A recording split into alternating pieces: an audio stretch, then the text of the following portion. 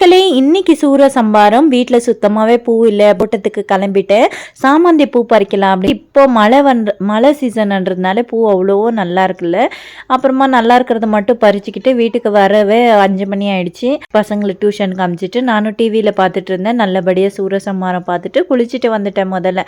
அப்புறம் எடுத்துகிட்டு வந்த பூவெல்லாம் கட்டி முடிச்சிடலாம், சாமிக்கு தேவை பூஜைக்கு அப்படின்ட்டு இருந்தேன். என் பொண்ணு டான்ஸ் தாங்க முடியல. இன்னைக்கு பிரசாதமாக நைவேத்தியத்துக்கு நான் என்ன வைக்க போகிறேன்னா பைனாப்பிள் கேசரி தான்.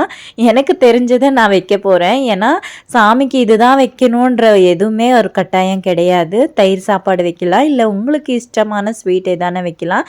இன்றைக்கி பைனாப்பிள் இருந்தது வீட்டில், சரி அதுவே செஞ்சிடலாம். ரவையை வறுத்து எடுத்துக்கிட்டு அப்புறமா அதே கடாயில் கொஞ்சமாக தண்ணி, சர்க்கரை, மஞ்சள் தூள், நெய் எதுக்கு ஊற்றுறோன்னா கட்டி சேராத இருக்கிறதுக்கு. அப்புறம் பைனாப்பிள் கட் பண்ணி வச்ச பைனாப்பிள் அதையும் சேர்த்து வறுத்து வச்ச ரவையை சேர்த்து முந்திரி, திராட்சை இது ரெண்டுமே சேர்த்து தாளித்து விட்டு எடுத்தோன்னா சூப்பரான கேசரி ரெடி ஆகிடுச்சு.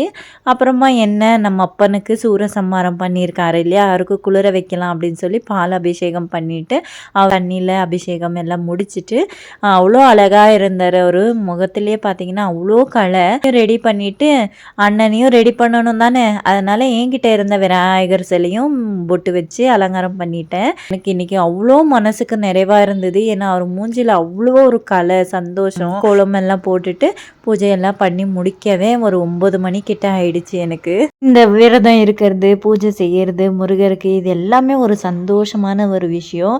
எனக்கு இந்த 6 நாள் எப்படி போச்சுன்னே தெரியல. உங்களுக்கெல்லாம் எப்படி போச்சுன்னு கமெண்ட்ல சொல்லுங்க. பாய்.